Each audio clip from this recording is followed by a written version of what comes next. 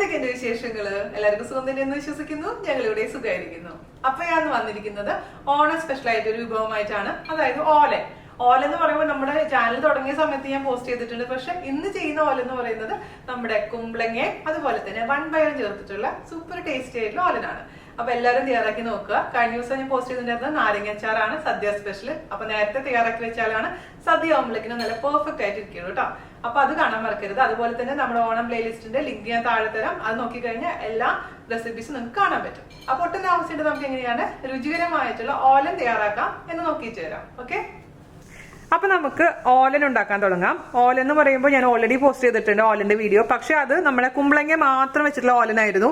അത് ആദ്യത്തെ വീഡിയോ ആയതുകൊണ്ട് ഒരുപാട് സംസാരിച്ചിട്ട് നിങ്ങൾ ഒരുപാട് പേര് എന്നെ ചീത്തയൊക്കെ പറഞ്ഞിട്ടുള്ള വീഡിയോ ആണ്. സോറി, ഇന്ന് ഞാൻ അധികം സംസാരിച്ച് നിങ്ങളെ ബോറടിപ്പിക്കുന്നില്ല. അപ്പോൾ ഓലൻ ഉണ്ടാക്കാൻ വേണ്ടിയിട്ട് ഞാനിവിടെ കുമ്പളങ്ങ, ചെറിയ കുമ്പളങ്ങ, ഇപ്പൊ ഇതുപോലത്തെ കുമ്പളങ്ങയുടെ മുഴുവൻ എടുത്തിട്ടുണ്ട് കേട്ടോ.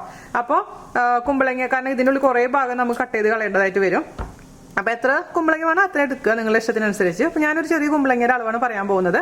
ചെറിയ കുമ്പളങ്ങ എടുത്ത് നന്നായിട്ട് ചെറിയ കഷ്ണങ്ങളായിട്ടോ വലിയ കഷ്ണങ്ങളായിട്ടോ മുറിക്കുക. ചിലർ വലിയ കഷ്ണങ്ങളായിട്ട് മുറിക്കുന്നത് ഞാൻ കണ്ടിട്ടുണ്ട്. ഞാൻ സാധാരണ രീതിയിൽ മീഡിയം കഷ്ണങ്ങളായിട്ടാണ് മുറിച്ചിരിക്കുന്നത്, ഇച്ചിരി ചെറിയ തിക്നെസ്സോട് കൂടിയിട്ട്. അതിന് പിന്നെ നമുക്ക് എന്താ വേണ്ടതെന്ന് വെച്ചാൽ ഇതിലേക്ക് പയർ, വൻപയറാണ് വേണ്ടത്. വൻപയർ എന്ന് പറഞ്ഞാൽ നിങ്ങൾക്ക് അറിയാലോ, നമ്മൾ എരിശ്ശേരിക്ക് ഉപയോഗിക്കുന്ന പയറാണ്. അപ്പൊ എന്റെ വീട്ടിലൊക്കെ ഇതുണ്ട്. നോർമലി എപ്പോഴും പയറിടാണ്ടാണ് ഉണ്ടാക്കാറുള്ളത്, വല്ലപ്പോഴും പയറിട്ടിട്ട് ഉണ്ടാക്കാറുണ്ട് ഓലൻ. അപ്പൊ അമ്മ എന്താ ചെയ്യാന്ന് വെച്ച് കഴിഞ്ഞാൽ എരിശ്ശേരിക്ക് വേണ്ടി കണ്ട് പയർ വേവിക്കില്ലേ, അതിൽ നിന്ന് കുറച്ചെടുത്തിട്ട് ഇതിലോട്ട് ഇടും, അത്രേ ഉള്ളൂ. ഇതിന് സെപ്പറേറ്റ് ആയിട്ട് വേവിക്കാറില്ല. പക്ഷെ നിങ്ങൾക്ക് വേണമെന്നുണ്ടെങ്കിൽ ഒരു കൈപ്പിടി മാത്രം എടുത്താൽ മതി, ഒരുപാട് പയർ ഇടാൻ പാടില്ല. അപ്പൊ ഈ ഓലന്റെ ഭംഗി അങ്ങ് നഷ്ടപ്പെടും. അതുകൊണ്ട് കുറച്ച് പയർ, ഒരു 1/4 ഗ്ലാസ് പോലും ഇല്ലേ ഞാൻ എടുത്തിട്ടില്ല, അതിനേക്കാളും കുറവ് എടുത്തിട്ട് വെള്ളത്തിലിട്ട് വെക്കുക. ഓവർനൈറ്റ് വെക്കണമെങ്കിൽ അത്ര നല്ല കാര്യം. എന്നിട്ട് കുക്കറിൽ അല്പം ഉപ്പും വെള്ളവും ചേർത്ത് വേവിച്ചെടുക്കുക. അതിനുശേഷം ബ്രൗൺ കളർ ആയിട്ടുണ്ടെങ്കിൽ ആ വെള്ളം ഊറ്റി കളയണ്ട, നമുക്ക് വേറെ കറിയിലേക്ക് ഉപയോഗിക്കാം ആ വെള്ളം. എന്നിട്ട് ആ നല്ല ഭംഗിയുള്ള പോലെ, അതായത് ചൂടുവെള്ളത്തിലിട്ട് ഞാൻ വാഷ് ചെയ്തെടുത്തിട്ടുള്ള പയറാണ് കേട്ടോ അത്. ചിലവർക്ക് അത് ഇഷ്ടാവില്ല, നിങ്ങൾ അങ്ങനെ ചെയ്യണമെന്നില്ല. പക്ഷെ നമ്മുടെ കറിയുടെ ഭംഗി നഷ്ടപ്പെടാതിരിക്കാനാണ് ഞാൻ അങ്ങനെ ചെയ്തിരിക്കുന്നത്. അപ്പോൾ പയറിന്റെ വെള്ളം നമ്മൾ എടുത്തു വെച്ചിട്ടുണ്ട്, വേറെ കറികളിലോട്ട് നമുക്ക് ഉപയോഗിക്കാം. അപ്പോൾ ഇത് റെഡിയാക്കി വെക്കുക. ഇനി നമുക്ക് ഓലൻ ഉണ്ടാക്കാൻ തുടങ്ങാം. അപ്പോൾ നമുക്ക് ഓലൻ ഉണ്ടാക്കാൻ വേണ്ടിയിട്ട് മെയിൻ ആയിട്ട് വേണ്ടത് എന്താണ്? തേങ്ങാപ്പാൽ. തേങ്ങാപ്പാൽ ഉണ്ടാക്കാൻ വേണ്ടിയിട്ട് 2 തേങ്ങയല്ല 2 ബോക്സ് തേങ്ങ ഞാൻ എടുത്തിരിക്കുന്നത്. എൻ്റെ ഒരു ബോക്സ് തേങ്ങ ഇതുപോലെയാണ് ഇരിക്കുന്നത്. ഞാൻ ഇതിന്റെ അളവ് നോക്കിയപ്പോൾ, ഇത് ചൂടാക്കിയതിന് ശേഷം ഇതിന്റെ അളവ് നോക്കിയപ്പോൾ 9 ടേബിൾ സ്പൂണാണ് ഒരു ബോക്സിലുള്ളത് കേട്ടോ. അപ്പൊ അതുപോലത്തെ 2 ബോക്സ് തേങ്ങയാണ് ഞാൻ എടുത്തിരിക്കുന്നത്. നല്ല കട്ടി തേങ്ങാപ്പാൽ വേണം. അപ്പൊ ഞാൻ ഒരു തേങ്ങാപ്പാൽ മാത്രമേ ഒഴിക്കുന്നുള്ളൂ. നിങ്ങൾക്ക് വേണമെങ്കിൽ 2ാം തേങ്ങാപ്പാൽ എടുത്തിട്ടും അതിലുണ്ടാക്കാം. പക്ഷെ അത് ചിലപ്പോൾ പിരിഞ്ഞു പോകാനുള്ള ചാൻസ് ഉണ്ട്. അതുകൊണ്ട് റിസ്ക് എടുക്കേണ്ട ആവശ്യമില്ല. നമുക്ക് ഒറ്റ തേങ്ങാപ്പാൽ, അതായത് തൈമ്പാൽ മാത്രം, തിക്കായിട്ടുള്ള പാല് മാത്രം നമുക്ക് ഇതിലേക്ക് ഒഴിച്ചാൽ മതിയാവും. അപ്പൊ അതിന് വേണ്ടിയിട്ട് 2 ബോക്സ് തേങ്ങ ഡീഫ്രോസ്റ്റ് ചെയ്യാൻ മറക്കരുത്. അല്ലെങ്കിൽ നിങ്ങൾ എന്താ ചെയ്യേണ്ടതെന്ന് വെച്ച് കഴിഞ്ഞാൽ, തണുത്ത തേങ്ങയാണെങ്കിൽ അതിൽ ചൂടുവെള്ളം ഒഴിച്ചു കൊടുത്താലും മതി. എന്തായാലും നമുക്ക് തണുത്ത തേങ്ങ ഒരിക്കലും പച്ചവെള്ളം ഒഴിച്ചിട്ട് അടിക്കാൻ പാടില്ല. അങ്ങനെ എടുക്കുന്ന പാല് പിരിഞ്ഞു പോകും കേട്ടോ, അത് എപ്പോഴും ശ്രദ്ധിക്കാം. അപ്പൊ നമുക്ക് ഇതേപോലെ റൂം ടെമ്പറേച്ചർ ആക്കിയ തേങ്ങ മിക്സിയുടെ ജാറിലേക്ക് ഇട്ട് കൊടുക്കാം. പാല് തൊട്ട് നോക്കുമ്പോൾ തണുപ്പുണ്ടെന്നുണ്ടെങ്കിൽ നിങ്ങൾ എപ്പോഴും ശ്രദ്ധിക്കണം, പിരിഞ്ഞു പോകും. പിന്നെ ചേച്ചി പറഞ്ഞില്ല എന്ന് പറയരുത്. പിന്നെ തേങ്ങ ഇതേപോലെ തന്നെ നമ്മൾ പുറത്തുനിന്ന് സൂപ്പർ മാർക്കറ്റിൽ നിന്ന് വാങ്ങിക്കുന്ന തേങ്ങയൊക്കെ ഇതേപോലെ തന്നെ ചൂടാറിയതിന് ശേഷം ഒന്ന് സ്മെൽ ചെയ്ത് നോക്കാൻ മറക്കരുത് കേട്ടോ. മണപ്പിച്ച് നോക്കുമ്പോൾ ഒരു പൊട്ട മണമാണെങ്കിൽ അത് ഉപയോഗിക്കരുത്, അത് കേടായ തേങ്ങയായിരിക്കും. എനിക്ക് പണ്ട് സ്ഥിരം അബദ്ധം പറ്റാറുള്ളതാണ്, അതുകൊണ്ടാണ് എടുത്ത് പറയുന്നത്. നമ്മൾ സദ്യയൊക്കെ ആകുമ്പോൾ അതെല്ലാം ശ്രദ്ധിക്കണേ. തേങ്ങ കേടായിട്ടുണ്ടെങ്കിൽ നമ്മൾ ഉണ്ടാക്കുന്ന കറികൾ മുഴുവനും വേസ്റ്റ് ആയി പോകും. ഇതിലേക്ക് ഞാൻ ചേർത്ത് കൊടുക്കാൻ പോകുന്നത് 1 ഗ്ലാസ് വെള്ളം, നോർമൽ ടെമ്പറേച്ചറിലുള്ള വെള്ളമാണ്. അത് നന്നായിട്ട് അരച്ചെടുക്കുക. അതിനുശേഷം നന്നായി പിഴിഞ്ഞെടുക്കുക. ഈ പാല് മാത്രമാണ് നമ്മൾ അവസാനം ചേർത്ത് കൊടുക്കാൻ പോകുന്നത്, അല്ലാതെ പാലിൽ നമ്മൾ വേവിക്കുന്നില്ല. എനിക്ക് സ്ഥിരം പറ്റുന്ന ഒരു പരിപാടിയാണ് കേട്ടോ. പിന്നെ വേറൊരു കാര്യമുണ്ട്, എന്താണെന്ന് വെച്ച് കഴിഞ്ഞാൽ ഈ സ്വിച്ച് ഓൺ ചെയ്തതിന് ശേഷം പെട്ടെന്ന് ഈ ഓൺ ആയിരിക്കുന്ന സാധനത്തിൽ കുത്തി കഴിഞ്ഞാൽ പെട്ടെന്ന് ചുമന്ന് പറഞ്ഞ കണ്ട് ചാടും. അപ്പൊ എന്റെ പാനസോണിക് ആയതുകൊണ്ട് പുറത്തേക്ക് ചാടൂല. വേറെ പല മിക്സികളും പുറത്തേക്ക് ചാടിയിട്ട് പ്രശ്നങ്ങൾ ഉണ്ടാകാനുള്ള ചാൻസ് ഉണ്ട്. അതുകൊണ്ട് എപ്പോഴും ശ്രദ്ധിക്കാം. ഓണ സമയത്ത് ഇച്ചിരി ടെൻഷൻ കൂടുതലായിരിക്കും നമ്മുടെ വീട്ടമ്മമാർക്ക്. അതുകൊണ്ട് സദ്യ ഉണ്ടാക്കുമ്പോൾ സമാധാനമായിട്ട് കാമായിട്ട് ചെയ്തോളൂ. അല്ലെങ്കിൽ കൈയും കാലൊന്നും മുറിക്കരുത്. പ്രത്യേകിച്ചും കുറെ പേര് എപ്പോഴും പറയാറില്ല വെച്ചാല് ഈ മിക്സിയുടെ ഉള്ളിൽ കൈവേറിൽ പെട്ടുപോയി എന്ന് പറഞ്ഞിട്ട് കംപ്ലൈന്റ് നല്ല കുറെ കേൾക്കാറുണ്ട്. എന്താന്ന് വെച്ച് കഴിഞ്ഞാൽ നമ്മൾ മിക്സി അടിച്ചിട്ട് ഓഫ് ചെയ്ത് ഉടനെ തന്നെ അങ്ങ് തുറക്കും, എന്നിട്ട് കൈയിടും. ആ ബ്ലേഡ് മുഴുവനും കറങ്ങി തീർന്നിട്ടുണ്ടാവില്ല. അപ്പൊ അതുകൊണ്ട് അത് ശ്രദ്ധിക്കാട്ടാ.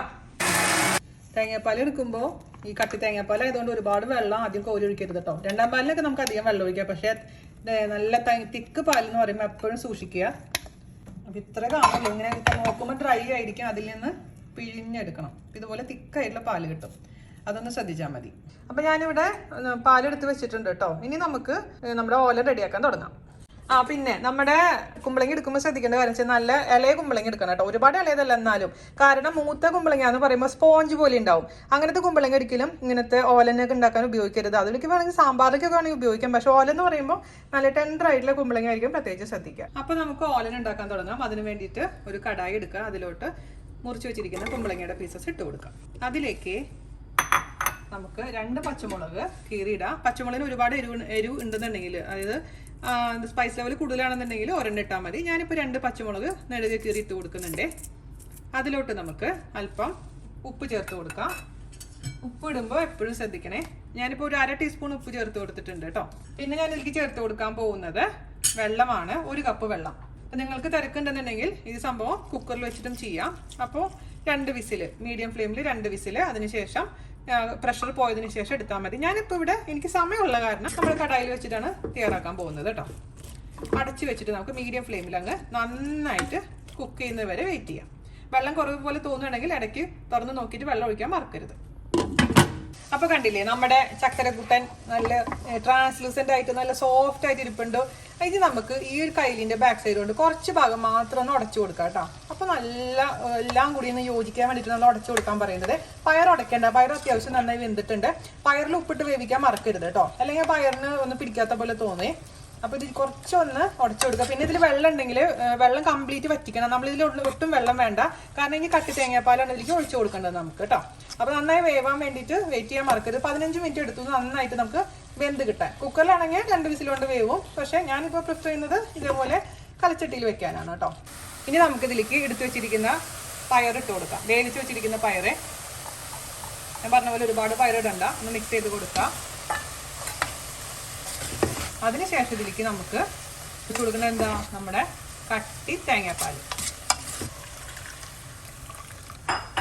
കട്ടി തേങ്ങാപ്പാൽ ഒഴിച്ചതിന് ശേഷം തിളപ്പിക്കരുത്, ജസ്റ്റ് ഒന്ന് ചൂടാക്കുക. അതിനുശേഷം ഓഫ് ചെയ്യുക. അപ്പം നിങ്ങൾ നോക്കുമ്പോൾ ഇച്ചിരി ലൂസ് പോലെ തോന്നും, പക്ഷെ അതിൻ്റെ ചൂടാറുമ്പോൾ കറക്റ്റ് ആയിരിക്കും കേട്ടോ. പിന്നെ തേങ്ങാപ്പാൽ ടേസ്റ്റ് ചെയ്ത് നോക്കിയിട്ട് മധുരം കുറവ് പോലെ തോന്നുകയാണെങ്കിൽ നിങ്ങളൊരു അല്പം പഞ്ചസാര ഇട്ടോളൂ. ഞാൻ ഓഫ് ചെയ്യാനോ കേട്ടോ, തിളയ്ക്കണ്ട, അപ്പോൾ അങ്ങ് പിരിഞ്ഞു പോകും. ഞാൻ ഓഫ് ചെയ്തിട്ടുണ്ട്.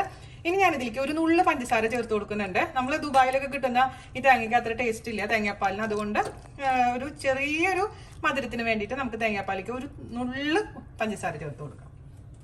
പഞ്ചസാര ഇഷ്ടമില്ലാത്തവർ ചേർക്കണ്ട കേട്ടോ, എന്നെ തല്ലാൻ വരരുതേ പഞ്ചസാര ചേർക്കുന്നത് കണ്ടിട്ട്. അതൊരു പ്രത്യേക ടേസ്റ്റാണ്. ഇനി നമുക്ക് ഇതിലേക്ക് കറിവേപ്പിലയും അതുപോലെ തന്നെ പച്ചവെളിച്ചെണ്ണ ഒഴിച്ച് അങ്ങ് അടച്ചു വെക്കാം. 1 ടേബിൾ സ്പൂൺ വെളിച്ചെണ്ണ ഇങ്ങനെ ഒഴിച്ചു കൊടുക്കുകയാണേ. കുറച്ച് നേരം അവിടെ ഇരുന്നോട്ടോ പുള്ളിക്കാരൻ, കാരണം എന്നിട്ട് കുറച്ച് കറിവേപ്പില കയ്യിൽ ഇങ്ങനെ ഞരടി അങ്ങ് ഇട്ട് കൊടുക്കാം കേട്ടോ. മിക്സ് ചെയ്യേണ്ട ഇപ്പോൾ ഒന്ന് അടച്ചു വെക്കുക. ഒരു 5 മിനിറ്റിന് ശേഷം മിക്സ് ചെയ്ത് കൊടുക്കാം.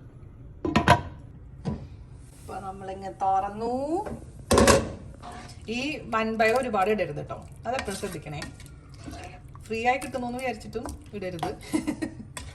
എല്ലാത്തിനും അതിൻ്റെതായൊരു ക്രമങ്ങളുണ്ട്. ആ രീതിയിൽ ഇട്ട് കഴിഞ്ഞാൽ മാത്രമേ ടേസ്റ്റ് ഉണ്ടാവുള്ളൂ. അല്ലെങ്കിൽ ഇതിൻ്റെ കളർ മൊത്തത്തിലങ്ങ് മാറി ബ്രൗണിഷ് കളർ. ഓലൻ എന്ന് പറയാൻ പറ്റില്ല നമുക്ക്, ഓലൻ കരഞ്ഞു പോവും എൻ്റെ പേര് മാറ്റണം എന്ന് പറഞ്ഞിട്ട്. അപ്പോൾ നമുക്ക് ഇത്ര റെഡി ആയിട്ടുണ്ടെങ്കിൽ ടേസ്റ്റ് നോക്കാൻ മറക്കരുത്. എന്തെങ്കിലും കുറവുണ്ടെങ്കിൽ ആഡ് ചെയ്ത് കൊടുക്കും. കുറവെന്ന് പറയുന്നത് മിക്കവാറും ഉപ്പായിരിക്കും കുറവ്, അല്ലാണ്ട് ബാക്കിയെല്ലാം പെർഫെക്റ്റ് ആയിരിക്കും. ഇങ്ങനെ എടുക്കുക, എന്നിട്ട് ഇങ്ങനെ കൊണ്ടുവരാം. ഊതാൻ മറക്കരുത്. ഊതിയില്ലെങ്കിൽ എന്ത് പറ്റും, നാക്ക് പൊള്ളും. നാക്ക് പൊള്ളി കഴിഞ്ഞ് സദ്യ ഉണ്ടാക്കുമ്പോൾ നമുക്ക് വേറൊരു ടേസ്റ്റ് അറിയാൻ പറ്റില്ല.